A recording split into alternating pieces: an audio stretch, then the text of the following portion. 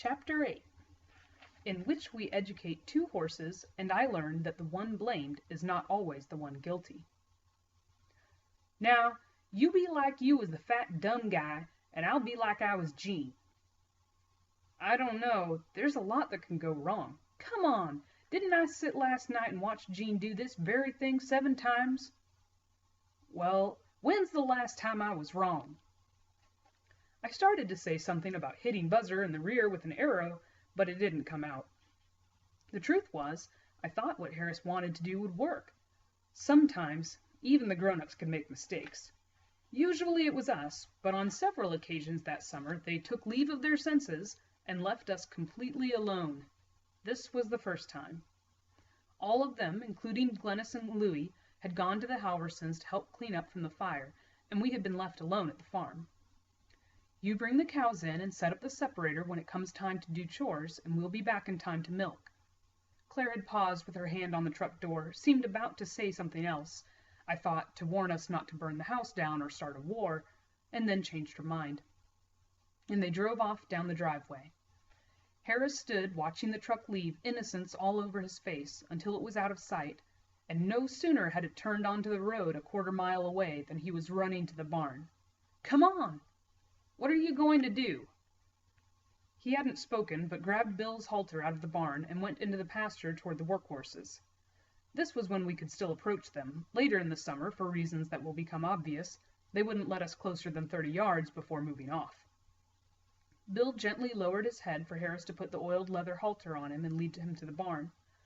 To be totally honest, I knew by this time that we were going to do something wrong. It was not that we always did something wrong. I hadn't, for instance, shown Harris my dirty pictures yet, but this had "wrong" written all over it. I was pretty sure we weren't supposed to be messing with the horses, and the combination of Harris and a 2,000-pound workhorse simply had to be wrong. "You're always wanting to play cowboys," he said. "Well, go get your little silver pistol and we'll play cowboys." Bill came along peacefully, and Harris, looking like an ant leading a rhino, led him through the barn and approximately 10 feet out the front door. Harris looked up. "That ought about do it." "Do what?" "Get him right for when we jump on him." "We're going to jump on Bill?" "Yeah, like I said, you be the fat guy, and I'll be Gene, and we'll jump out the loft door onto Bill and ride off after the rustlers." And, as I mentioned, I thought we could do it. Oh, not at first. At first it looked a lot like jumping off the granary roof holding a rotten piece of rope, or leaping on a 300-pound commie Jap sow. But Harris pointed out that it wasn't that far down to Bill, and that he had a broad back made of largely soft flesh, and that we rode him all the time when he was pulling the mower, and that in any event there really wasn't any choice, because Gene did it in the picture show, and we had to do it or we'd forever be lower than pig crap. So I agreed. The problem came about because of Harris's lack of understanding of the nature of falling bodies. We went ahead, Harris with enthusiasm, I with some residual dread, and set up the scene. Bill was put into position and an armload of hay placed in front of him to keep him there, head down, munching peacefully. We then climbed into the loft and moved to the front door and looked down. "See?" Harris said. "His back is like a big kitchen table down there." In truth, Bill looked small, too small to hit, but Harris didn't give me much time to think.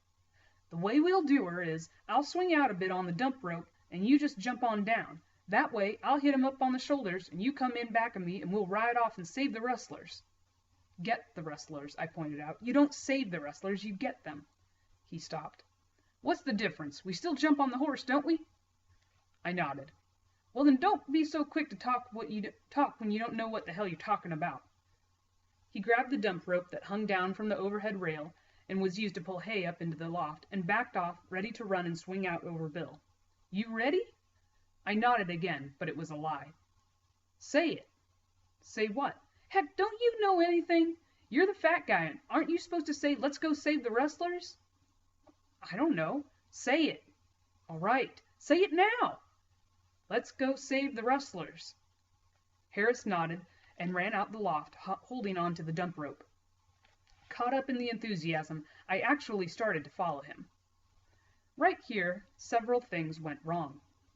First off, even if Bill had seen the movie, He might not have tolerated two boys jumping out of a barn loft onto his back. But he hadn't seen the movie, and so the plot line was a complete surprise to him.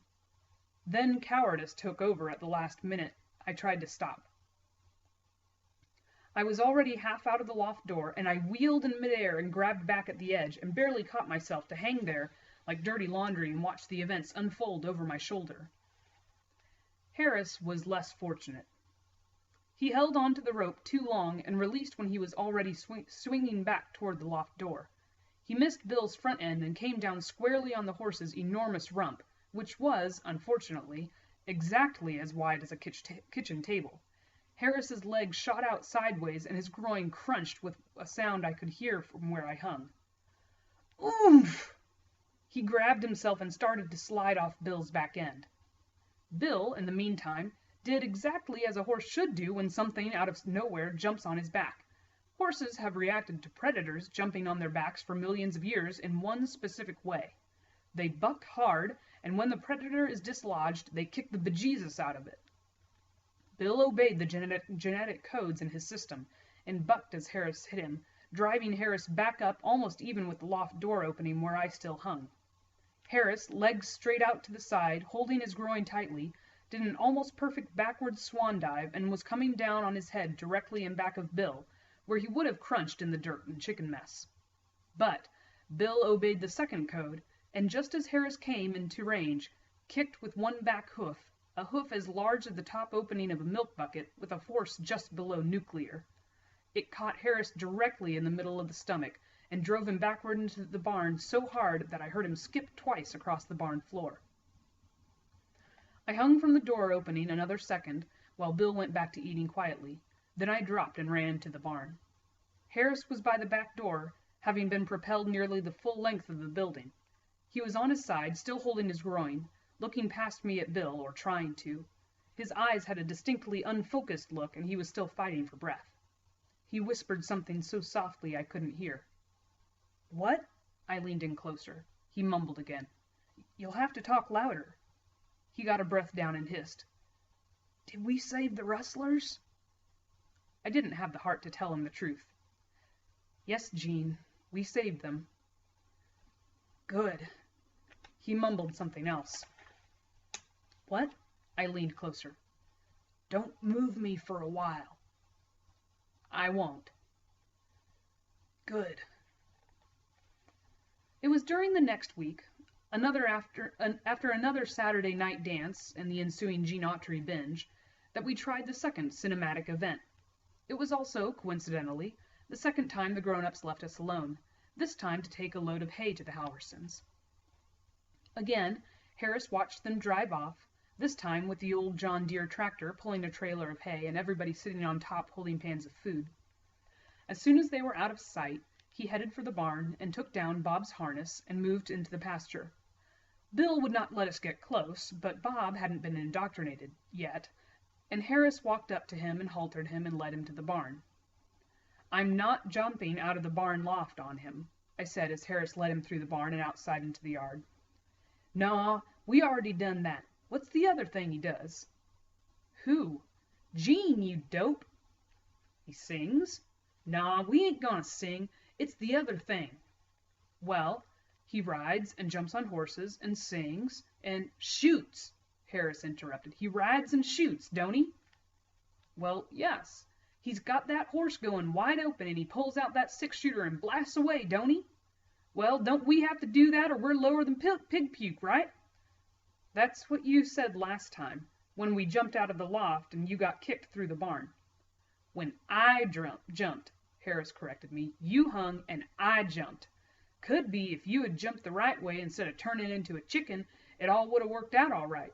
You scared to do this?" Of course, that did it. I was scared. Any time Harris started talking about shooting and horses, it would be impossible not to be scared, which of course meant I had to do it, whatever it was he wanted to do. "Here's how we'll do her," he said after he'd put a bridle with short reins on Bob. He was leading the horse across the farmyard and near the house. "You get that silver shooter, and I'll get a gun, and we'll climb up on Bob and get him moving at a good clip, and then we'll shoot." "A good clip?" I had seen Bob and Bill trot. Once. Other than that, they never did more than a lumbering walk. "Can't we just walk?" He snorted. "Don't you watch them movies at all? You ever seen Gene walking his horse while he shoots? Now run and get your gun." I ran into the house and upstairs where I had the cap gun. There were no caps, but I was good at making gun sounds, and I thought it was just as well. The sound of the caps going off might startle Bob, and if we got him moving at all, I didn't want to startle him. Ever. Memories of Bill line-driving Harris through the barn were still fresh.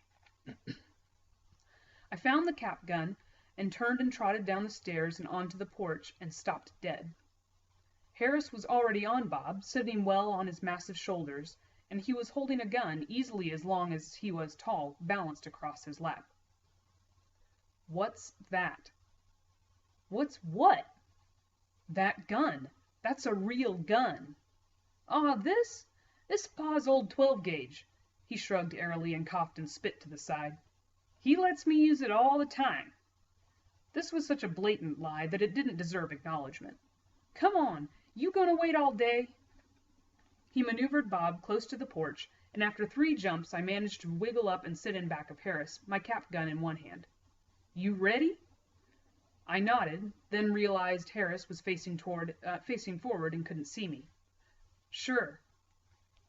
He raised both feet straight out and slammed his heels into Bob's sides so hard I heard wind whistle out of the horse's nostrils. Bob stepped forward 1, 2, 3 steps, barely walking out of the yard as he moved up the driveway. "We gotta get him moving. Here, you kick when I kick."